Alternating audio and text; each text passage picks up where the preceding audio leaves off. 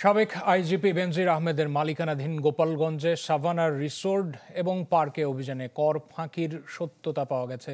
এ সময় বেশ কয়েকটি কম্পিউটার এবং বিপুল নথিপত্র যাচাই বাছাই করে এনবিআর এর প্রতিনিধি দল এ বিষয়ে মামলা করার কথাও জানিয়েছেন তারা। বসুন্ধরা ডায়াপেন্ট এখন আরো উন্নত।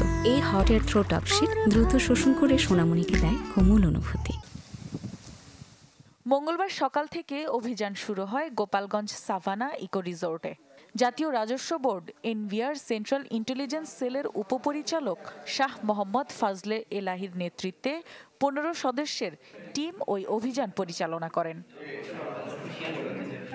এনবিআর কর্মকর্তারা জানান, বেশ কয়েকটি কম্পিউটার ও বিপুল সংখ্যক নথিপত্র যাচাই বাছাই করেন। এ সময় কর ফাঁকির সত্যতা পান তারা। সব ডিপার্টমেন্টের থেকে সুনির্দিষ্ট করে ভ্যালুয়েশন তথ্য পাওয়ার পরে আমরা বলতে পারবো যে কর ফাঁকির পরিমাণটা এক্স্যাক্টলি কত। কিন্তু তার আগে বলে নিই, যেটা হচ্ছে কর ফাঁকির একদমই সুনির্দিষ্ট কিছু তথ্য আমাদের হাতে এসেছে। অভিযোগ রয়েছে, রিসোর্ট তৈরিতে সনাতন ধর্মাবলম্বীদের জমি দখল করেন বেনজির। তবে এ বিষয়ে অভিযোগ পেলে তদন্তের কথা জানান এই কর্মকর্তা।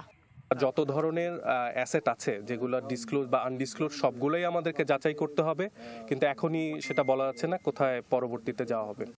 বেনজির আহমেদ 2015 থেকে 20 সাল পর্যন্ত র্যাবের মহাপরিচালক এবং 2020 থেকে 2024 সাল পর্যন্ত পুলিশের মহাপরিদর্শক থাকাকালীন গোপালগঞ্জের বৈরাগীটোল গ্রামে 621 বিঘা জমির ওপর গড়ে তোলেন সাভানা ইকো রিসোর্ট ও ন্যাচারাল পার্ক।